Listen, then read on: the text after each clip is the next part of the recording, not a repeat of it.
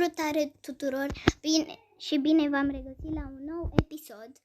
Azi suntem pe canalul Alexandra și Alma Show și azi ne vom juca profa cu mustață.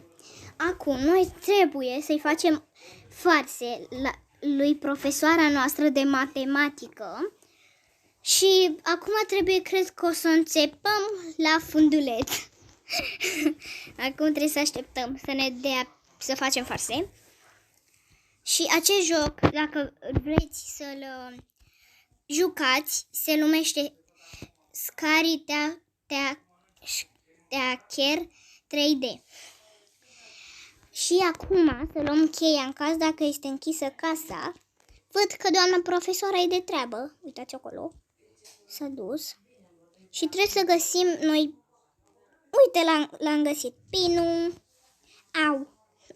M-am lovit. Să luăm pătura ca să-l acoperim. Să știți că eu am mai făcut foarte multe farse și mă pricep deja și știu ce să fac, pentru că am mai făcut pe laptop, am mai făcut pe tabletă, dar acum eu mă joc pe telefon. Și să începem să mai căutăm ceva. Dacă în caz doamna profesoară nu este mulțumită, ia, bravo mie că s-a început la funduleț. A făcut ochii maro, nu cred. Să știți că doamna profesoară este cam urâtă cu ochii maro. Mă scuzați, era reclamă. Deci, după cum observați, eu nu sunt fată. Încă nu mi-a dat să fiu fată și acum trebuie să-i luăm pisica, după cum am înțeles. Și trebuie să luăm cheia roșie. Am mai jucat pe laptop și pe telefon și știu deja ce să fac. Duc să iau cheia roșie că are un lacăt roșu. Și cu altceva nu se poate, doar cu lotpicul și cu ciocanul se poate să deschid. Acum iau pisica lui doamna profesoară. Ea se duce jos, dar nu o să se mai ducă pentru că o să mă alerge. Pentru că i-am furat pisica. Uitați-o pe pisicuța mea. De fapt nu e a mea, e a lui doamna profesoară. Dar e drăguță. Dar pe ce parte vine doamna profesoară? Ia uitați cum aleargă doamna profesoară. Oh, da, nu se mai hotărăște profa. Nu se mai hotărăște. Doamna profesoară, pe ce parte vine? Pe asta sau pe eu mă uit pe asta? Așa, ia uitați. Nu se mai hotărăște acum. Pentru că eu o să-i fur pisica chiar când am reușit. Doamna profesoară s-a blocat acolo puțin și am reușit să salvez pisica. Ia uitați cum o caută. Unde e pisicuța mea? Acum iarăși are ochii maro. Acum ne-a dat 50 de bani. Super. Nu prea am multă energie. Mă scuzați. Am chiar puțină. Acum trebuie să îi stricăm ziua de naștere a ei. Și nu știu cum o să fac asta, că n-am mai făcut-o. Cred că trebuie să luăm bomba asta și să caut o chestie care să fie colorată ca acolo. Doar că mai întâi trebuie să caut un energizant ca să fie mai bine.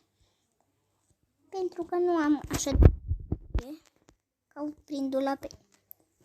Am noroc azi. Serios. Acum merg jos ca să iau chestiile. Doar că am mai văzut că am văzut că este și aici afară. Uite aici am găsit o bombă. Să mai iau și un energizant. Și mergem să îi punem în tort. Doar că mai întâi trebuie să căutăm și o chestie care se însemne cu aia de pe tortul ei. Ea e la etaj, doamna profesoară, uitați-o. Și asta cred că trebuie să o iau. Albastră trebuie să fie. Ca aici. Uite că am luat-o. Pun mai întâi asta și o pun. Și acum fug la televizorul ei. Așa. Și după cum i-am făcut-o bine. Dacă nu i-am făcut-o, nu știu ce să mai fac. Oh, dacă trebuie și să aștept pe doamna profesoară. Eu intru aici, văd că nu e nicio capcană și nu știu unde mă duce, dar o să văd.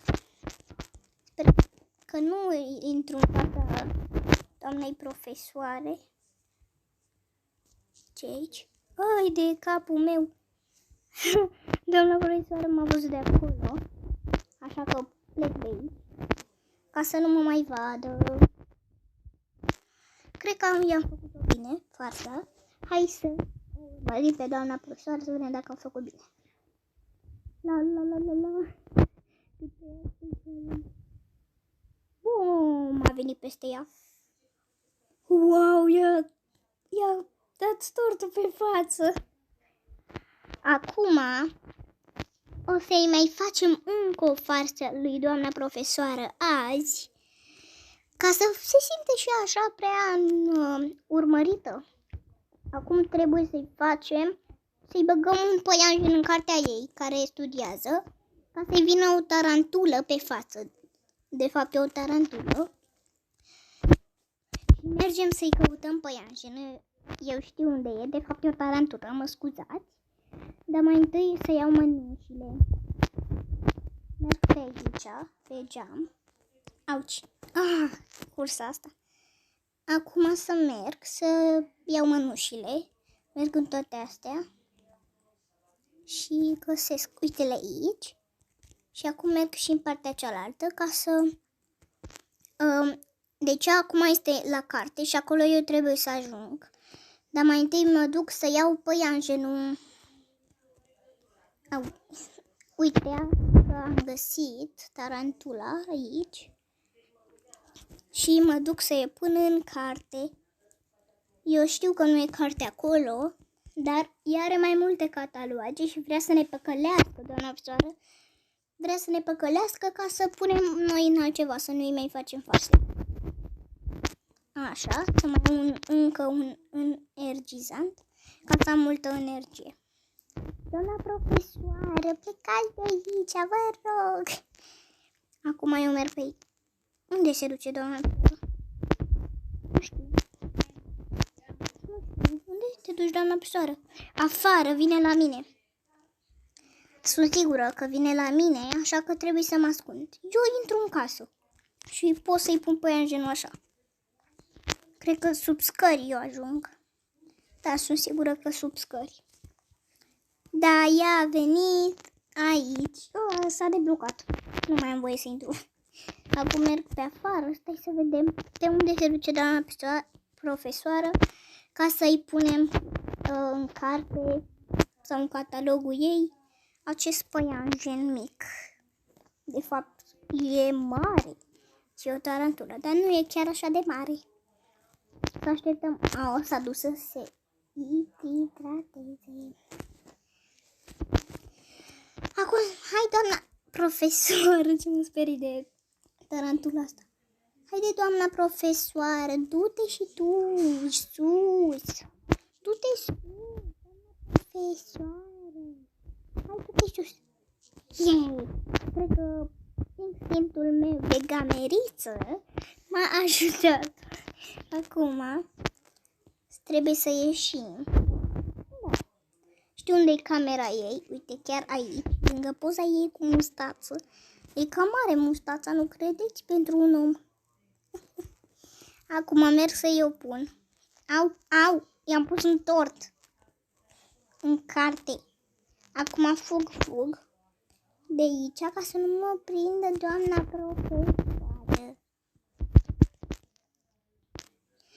Am energie roșie, dar acum o am galbenă și e mai bine pentru că oricum i-am făcut farsa. Uite, ne-a lăsat aici nenea vecinul. Ne-a lăsat nenea vecinul. E foarte de treabă. Nenea vecinul. Acum să vă așteptăm pe doamna profesoară ca să vină.